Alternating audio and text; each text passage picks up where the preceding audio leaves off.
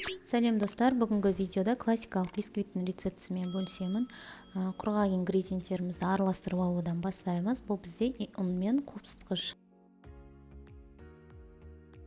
Келесі кезекте 6 жұмыртқаны ақ сары уызын ажыратамыз. Егер де сіздерде өте үлкен қолдың жұмыртқасы болатын болса, онда 5 жұмыртқа пайдалансаңыздар болады.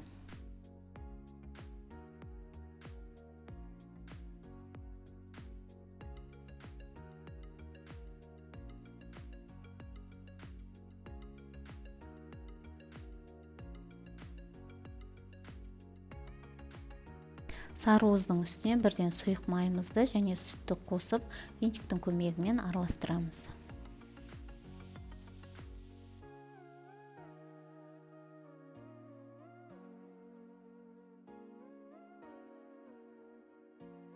Ақ уыздың үстіне бір шымшым тұзды салып, миксердің көмегімен араластырамыз. Алғашқы көбіктер пайда бола бастаған кезде қантымызды 2 немесе 3-ке бөле отырып қосамыз.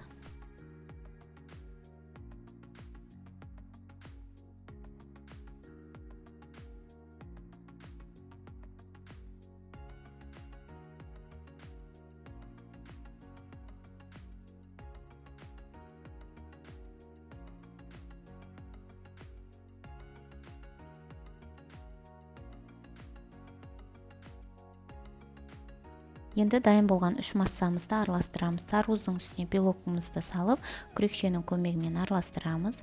Одан кейін жақсылап араласқан массаның үстіне ұнымызды саламыз. Осылайынан кезекпен кезек араластырып отырамыз.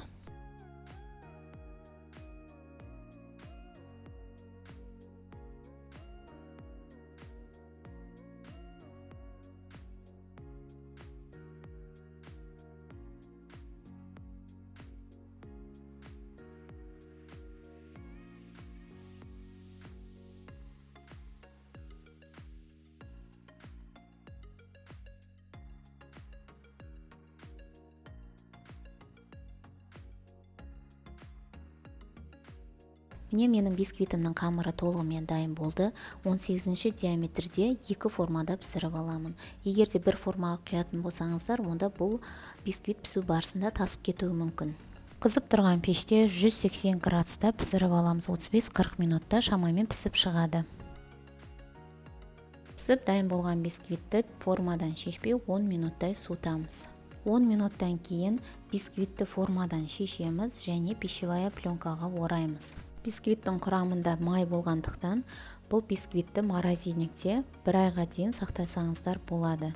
Яғни пищевая пленкаға орай отырып сақтайсыздар, сосын пайдаланатын кезде 4 сағат бұрын сыртқа шығарып қоясыздар.